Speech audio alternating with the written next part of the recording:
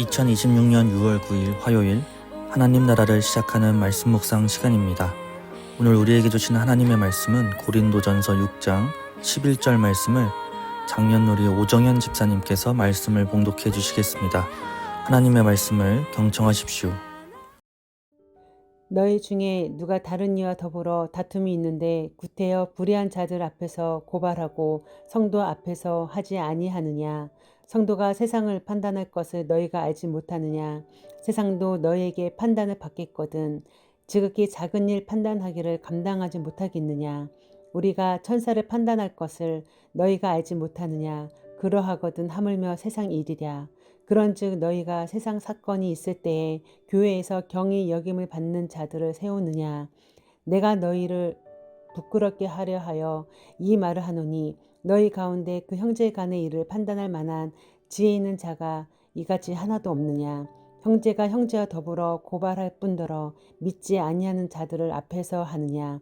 너희가 피차 고발함으로 너희 가운데 이미 뚜렷한 허물이 있나니 차라리 불의를 당하는 것이 낫지 아니하며 차라리 속는 것이 낫지 아니하냐.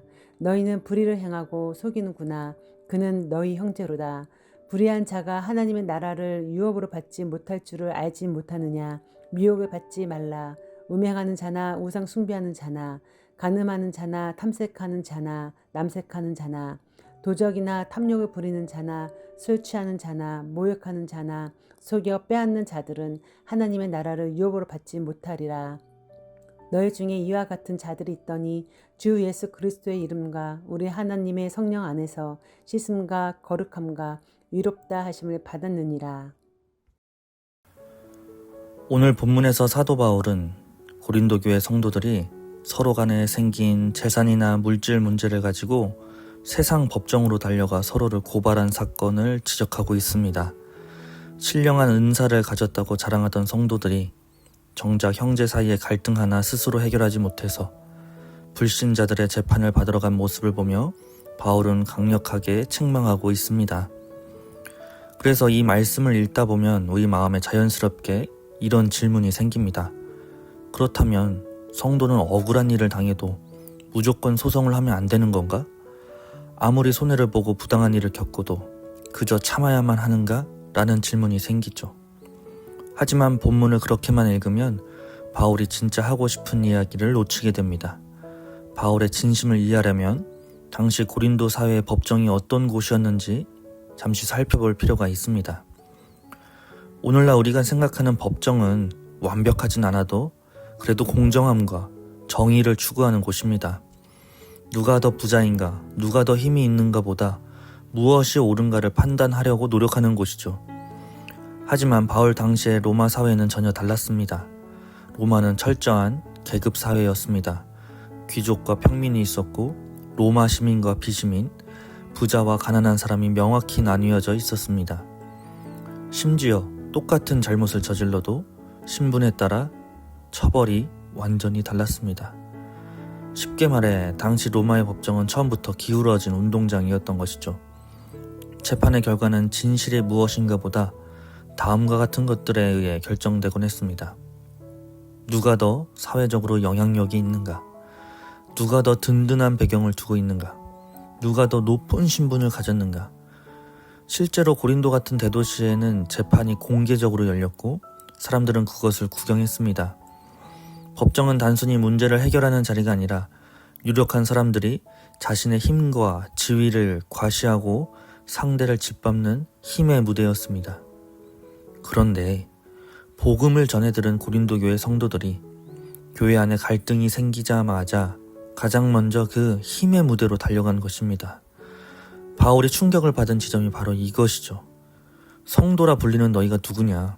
너희는 하나님 나라 백성이고 십자가를 아는 사람이 아니냐? 그런데 왜 문제를 해결하는 방식은 여전히 세상을 닮아 있느냐? 그래서 오늘 메시지는 단순히 소송을 했느냐 안 했느냐 문제가 아닙니다. 우리가 세상을 살아가는 방식에 대한 문제였던 것이죠. 고린도 교회는 예수를 잘 믿었습니다. 겉보기에는 아무 문제가 없는 훌륭한 교회 같았습니다. 하지만 그들의 진짜 모습은 달랐던 것이죠. 예수는 믿었지만 삶의 원리와 갈등을 해결하는 방식은 여전히 세상의 논리를 그대로 따르고 있었습니다. 고린도전서가 보여주는 교회의 민낯이 바로 이것입니다. 교회 안에서 편을 갈라 싸웠고 세상의 빈부격차를 교회 안으로 그대로 가지고 들어와 차별했으며 서로를 이기려고 경쟁만 했습니다. 입술로는 예수를 주님이라 부르면서도 실제 살아가는 방식은 여전히 세상을 닮아 있던 것이죠. 사도 바울은 오늘 우리에게도 똑같은 질문을 던지고 있습니다. 지금 누구의 방식으로 살아가고 있습니까? 우리도 고린도 교회와 마찬가지죠. 우리는 예수를 믿는다 하고 또 기도도 하고 예배도 드립니다. 교회 봉사도 열심히 합니다. 하지만 내 삶의 자리에 작은 갈등이 생기고 손해볼 위기가 찾아올 때 여전히 세상의 방식이 먼저 튀어나오진 않습니까? 무슨 일이 있어도 내가 이겨야 하고 내 자존심은 절대 상하면 안 되며 내 주장을 관철시켜 상대를 굴복시켜야 속이 시원해지는 모습. 바울은 오늘 우리에게 묻고 있습니다. 정말 그것이 예수님의 방식이 맞느냐고요. 사랑하는 오신가족 여러분, 오늘 본문은 단순히 소송을 하느냐 마느냐의 이야기가 아니었습니다. 복음을 믿는 그리스도인들이 삶에서 갈등과 위기를 만났을 때 그것을 어떤 가치관으로 풀어가야 하는지를 보여주는 말씀입니다. 복음은 우리의 인간관계를 바꾸고 갈등을 해결하는 태도를 바꾸며 우리의 삶의 방식을 통째로 바꾸는 하나님의 능력입니다. 예수를 믿으면서도 여전히 세상의 힘과 논리를 따르는 로마의 방식이 아니라 비록 손해를 보고 자존심이 상하더라도 하나님 나라 백성답게 살아가는 저와 우리 우신가족 되기를 주님의 이름으로 간절히 소망합니다. 주신 말씀 기억하며 기도하겠습니다. 하나님, 우리가 예수를 믿는다 하면서도 여전히 세상의 방식대로 생각하고 행동할 때가 많았습니다. 오늘 말씀처럼 우리의 예배뿐 아니라 관계와 갈등 속에서도 복음이 작동되길 소망합니다. 내 권리와 자존심보다 하나님 나라를 먼저 구할 수 있도록 도와주옵소서. 우리의 삶이 세상을 닮아가는 것이 아니라 예수님을 닮아가게 하시고 어디서든 하나님 나라의 백성답게 살 수 있도록 오늘 하루 우리를 지켜주옵소서. 예수님의 이름으로 기도드립니다. 아멘. 오늘 레마의 말씀 사연은 말씀을 봉독해 주신 오정현 집사님의 사연입니다. 제가 사연을 읽어드리겠습니다. 안녕하세요. 장년여 칠순의 오정현입니다. 오랜만에 혼자 계시는 친정 엄마를 뵙고 오는 길이었습니다. 저희 엄마는 올해 93살이십니다. 그동안 이것저것 해서 바쁘다는 핑계, 엄마를 돌봐줄 언니들이 주변에 살고 있다는 믿는 구석 등등 이런저런 핑계대며 그리 멀지 않은 곳에 사시는데 엄마한테 가보지도 못하고 전화도 제대로 드리지 못하고 있다가 오랜만에 엄마를 찾아뵈었습니다.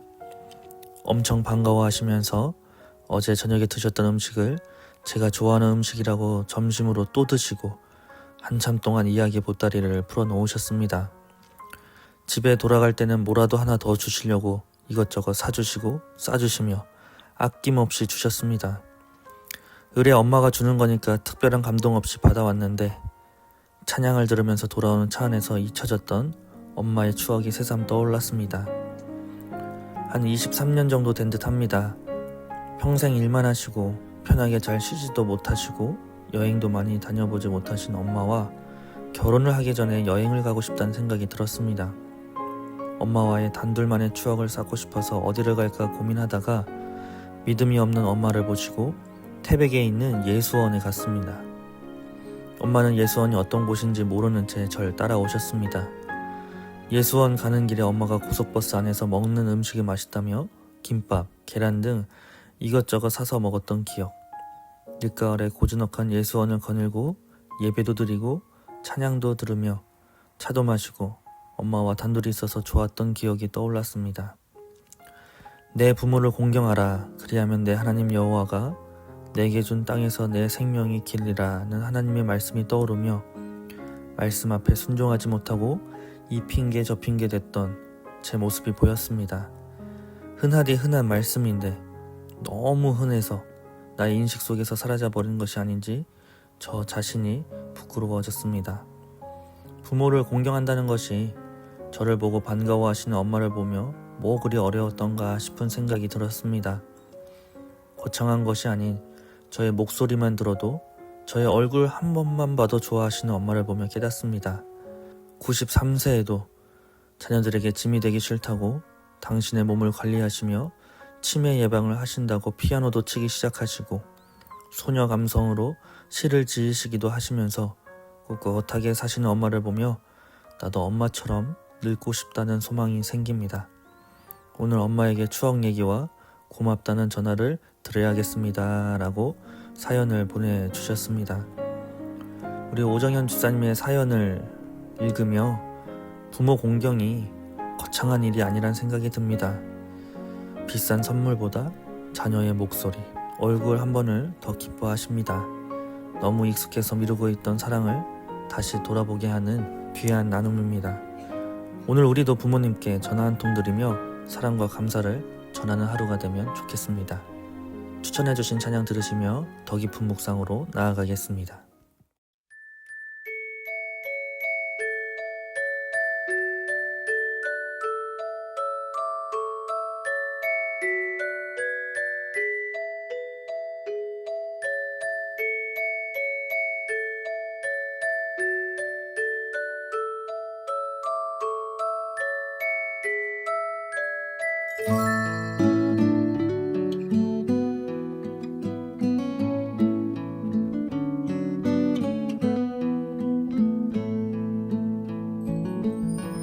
우리가 간직해야 할 소중한 것 있다면 내 삶을 누군가에게 나눠줄 수 있는 것, 약하고 어리석은 나 자신을 본다 해도 그 모습 그대로를 사랑할 수 있으면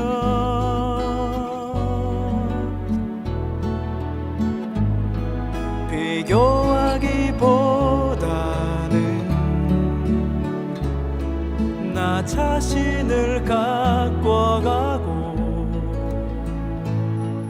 우리를 사랑하신 그분을 믿으며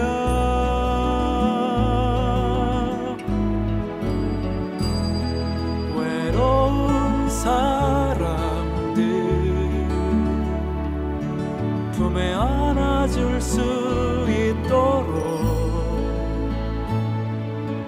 우리 맘속에 소중한 것을 간직하며 살아요.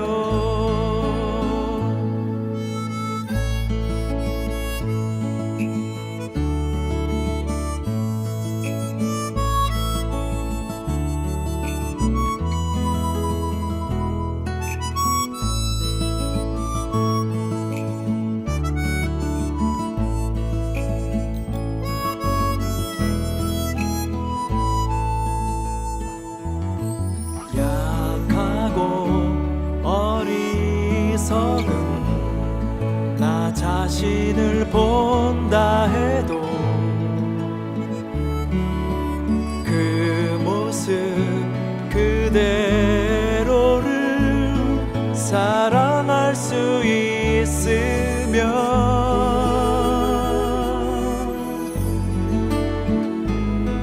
내 안에 숨겨진 큰 비밀을 발견하고 그 소중한 꿈 안에 내 삶을 이루며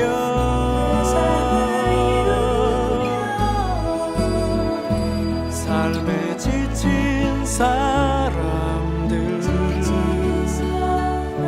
찾아와 쉬어가도록 마음속에 누군가의 자리 남겨두며 살아요. 사랑하며 살아요.